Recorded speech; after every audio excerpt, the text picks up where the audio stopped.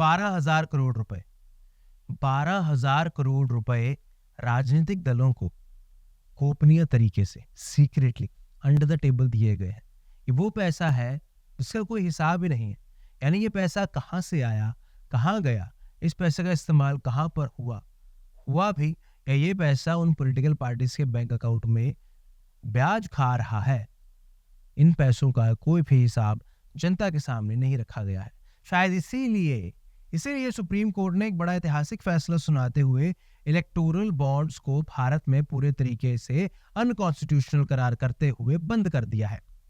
लेकिन यहाँ एक सवाल फिर भी खड़ा होता है कि अगर राजनीतिक दल अपनी नीतियों, अपने वादे और अपने काम की वजह से चुनाव लड़ती व जीतती हैं, तो उन पार्टियों को आखिर क्यों इतने ज्यादा पैसों का इस्तेमाल करना होता है, और करना होता है तो कहाँ इन पार्टियों को ये पैसा लगाने की जहमत महसूस होती है।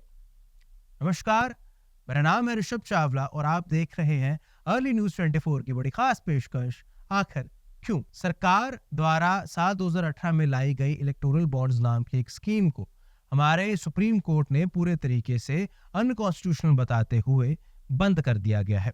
इसकी डिटेल में जाने से पहले आइए थोड़ी हिस्ट्री जान ले कि इलेक्टोरल बॉन्ड्स दरअसल है क्या। देखिए, सिंपल भाषा में इलेक्टोरल बॉन्ड्स एक तरीके का गिफ्ट वाउचर है जिसे सरकार हर साल 4 बार जारी करती है। जनवरी, अप्रैल, जुलाई और अक्टूबर, इन महीनों में 10-10 दिनों के लिए ये इलेक्टोरल बॉन्ड्स जारी की जाती हैं, जिनकी कीमत 1,000, 10,000, 1 लाख और 1 करोड़ तक हो सकती है। और अगर कोई शख्स या कॉर्पोरेट हाउस किसी पार्टी को दान देना चाहता है तो वो इन इलेक्टोरल बॉन्ड्स को SBI यानी स्टेट बैंक ऑफ इंडिया की तय ब्रांचेस से जाकर खरीद सकता है, और उसके बाद सीधा 15 दिनों के अंदर उन पॉलिटिकल पार्टीज को अपने बैंक खाते में वो पैसा डलवा लेना होता है।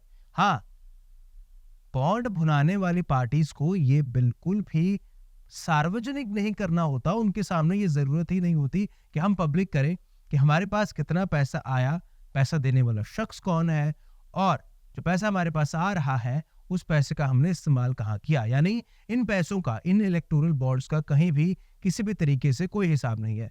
शायद इसीलिए जब ये ऐतिहासिक फैसला आया तो चर्चाएं उठने लगी कि कहीं ना कहीं 2024 के चुनाव के नतीजों का असर इस फैसले पर डायरेक्टली या इनडायरेक्टली पड़ सकता है। अब सुप्रीम कोर्ट ने इन इलेक्टोरल बॉन्ड्स पर रोक लगा दी है। अपने फैसले में सुप्रीम कोर्ट ने कहा कि ये बॉन्ड्स राइट टू इंफॉर्मेशन यानी RTI का उल्लंघन है। जनता के पास चुनावी पार्टियों को मिलने वाली फंडिंग जानने का पूरा अधिकार है। स्टेट बैंक ऑफ इंडिया को 2019 से लेकर अब तक सभी इलेक्टोरल बॉन्ड्स की जानकारी भी पब्लिक करनी पड़ेगी, यानी किसने किस पार्टी को कितना चंदा दिया सब बताना होगा। आइए एक नजर डालते हैं कि इन इलेक्टोरल बॉन्ड्स के द्वारा इन पॉलिटिकल पार्टीज को अब तक कितना चंदा मिल चुका है।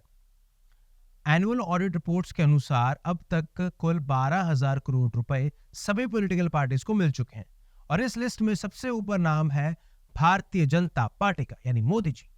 डायरेक्टली मोदी जी नहीं, मोदी जी के प्रतिनिधित्व वाली पार्टी।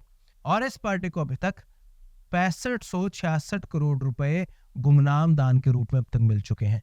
दूसरे नंबर पर आती है कांग्रेस, जिसे मिले हैं अब तक 1123 करोड़ रुपए, और उसके बाद तृणमूल कांग्रेस 1093 करोड़ रुपए।